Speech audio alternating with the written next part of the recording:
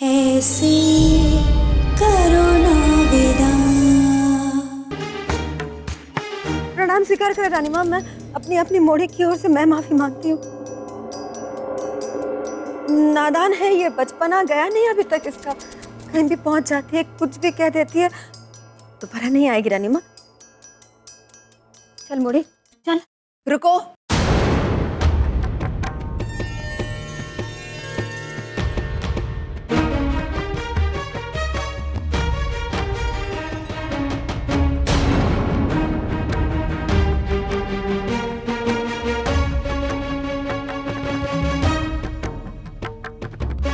ये लड़की यहाँ कुछ शिकायत लेकर आई थी, इसे अपनी बात तो कहने दो। मेरे बापू ना आपके लिए हर साल नवदुर्गा की मूर्ति बनाते हैं। हम जानते हैं, पर इस साल ना थोड़ी सी देर हो गई, मूर्ति पहुंचाने में नहीं बनाने में। पर उससे पहले वो पन्ना दाई माँ हमारे घर आई मूर्ति देखने के लिए, और आके बवाल मचा दिया। कहने लगी मूर्ति नहीं लेंगे, काम नहीं देंगे, भूखा मरना पड़ेगा। बताओ तो जरा, ये कोई बात हुई क्या? मूर्ति तो तैयार है और अमावस की रात तक चौक पर पहुंच भी जाएगी। अब आप ही बताओ, अगर कोई धीरज धरे तो काम काहे बिगड़े? बोलिए तो माँ, आपको पता है उनकी इस तरह धमकाने से हमारे घर में कितना तनाव हो गया। माँ बौखला गई, बापू डर गए, और दादी माँ तो दुगना जाप कर गई मनके का। और डांट क्यों पड़ी? बिना बात के ना। दाई माँ को तो बापू से माफी मांगनी चाहिए। मोड़ी चुप हो जा, कुछ भी बोल देती है तू।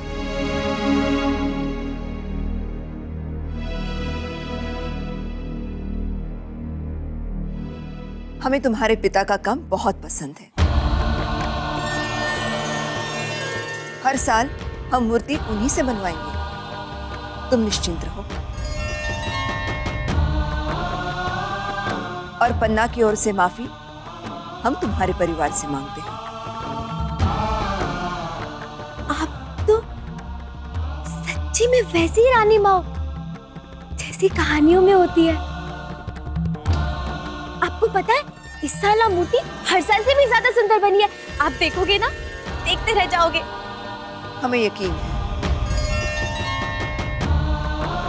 रानी माँ, आपने मेरी मोड़ी का बचपना अनदेखा करके उसकी बातें इतने ध्यान से सुनी, उस पर नाराज भी नहीं हुई। आप सचमुच देवी हैं रानी माँ। प्रणाम स्वीकार करें। चल मोड़ी चल।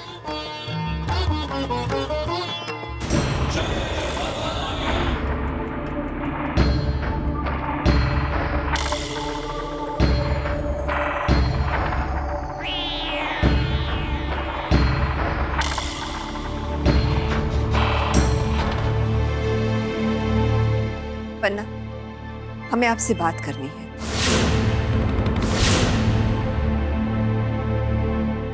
जी।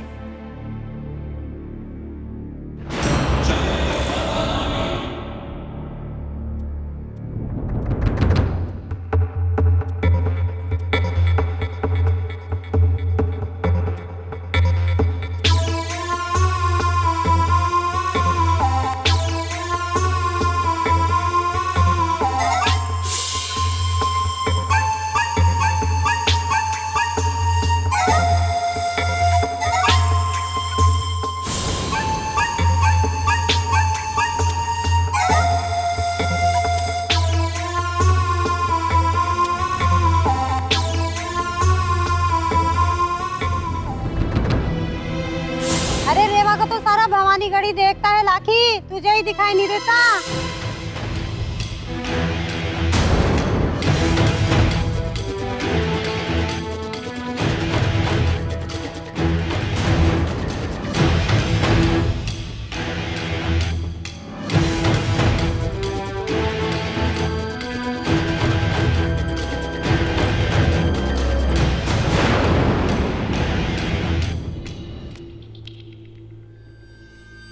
कौन थे ये लोग? पहले कभी देखा नहीं मैंने। महल की चौखट लांघने की औकात नहीं जिनकी, वो महल के अंदर तक आकर शिकायत कर रहे थे। पर ये थे कौन? बद्री मूर्तिकार की पत्नी और बेटी। देखते हैं क्या मंत्र फूंक के आई है मूर्तिकार की बेटी। मूर्तिकार की बेटी।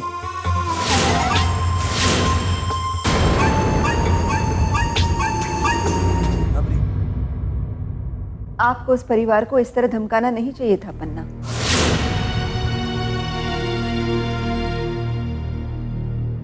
मैं समझ सकती हूँ कि अधूरी मूर्ति देखकर आपको गुस्सा आया होगा,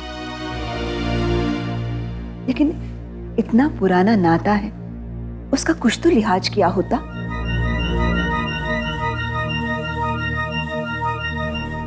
मैं ठीक कह रही हूँ ना पन्ना? आप कह रही हैं तो ठीक ही होगा रानी।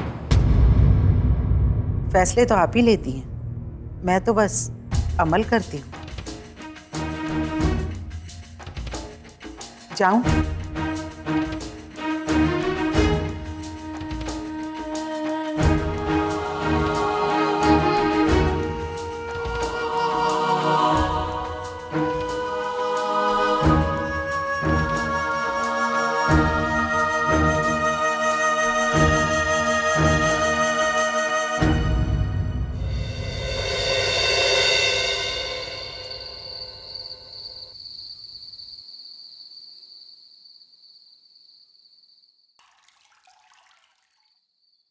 आ गई वापस, ले आई अपनी बूढ़ी को।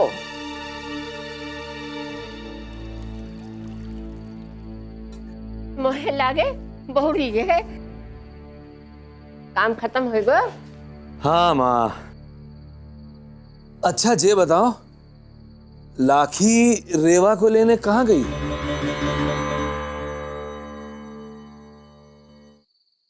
अरे यही कहीं है, आ रही होगी। माँ घसीट कर चल तो रही हूँ।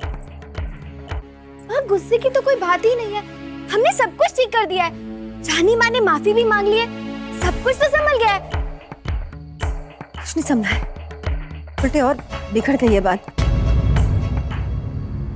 मैंने कभी सोचा भी नहीं था कि तू बड़ी होकर इतना बड़ा बोझ बन जाएगी हम पर। चल माँ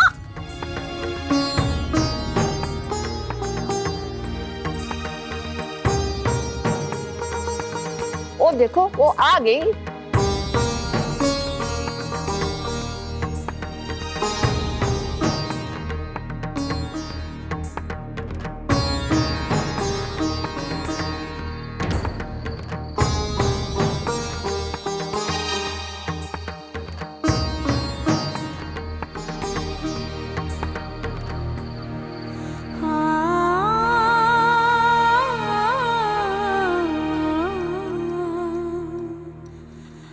रेवा कहाँ रह गई?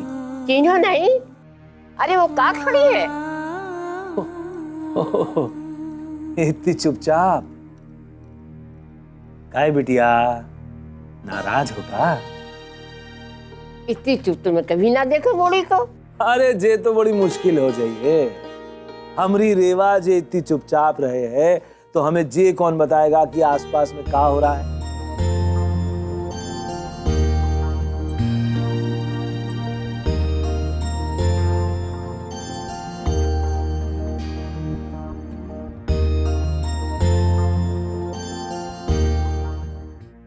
माँ डांटे रही,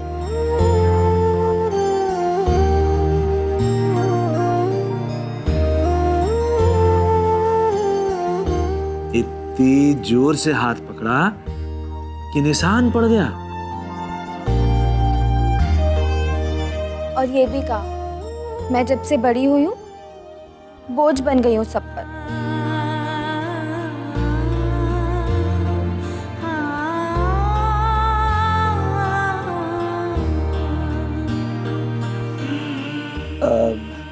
हाँ अच्छा बिटिया, देख खाने का वक्त हो गया है, जा जाके भैया को बुला ला खाने के लिए, जा।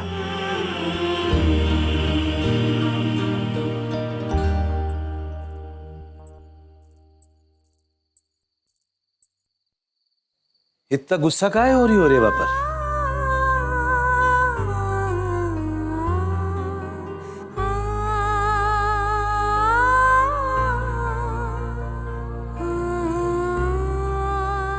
जवाब काहे नहीं दिया? क्या करूं? क्या करूं मैं? दिन ब दिन तौड़ की तरफ बड़ी होती जा रही है, उसे भी तो कुछ समझ होनी चाहिए कि नहीं? दिन भर बच्चों की तरह खिलन लड़ाई करती फिरती है। डर लगता है कि कहीं कुछ ऊंच नीच ना हो जाए किसी दिन। ऐसा कछु ना होगा शरद की माँ। हाँ, थोड़ी नादान जरूर है, पर धीरे धीरे समझ जाइए। आपके लिए कितना आसान है ना ये कहना। आपकी बेटी जवान हो चलिए, लेकिन आपको तो दिखाई देता नहीं।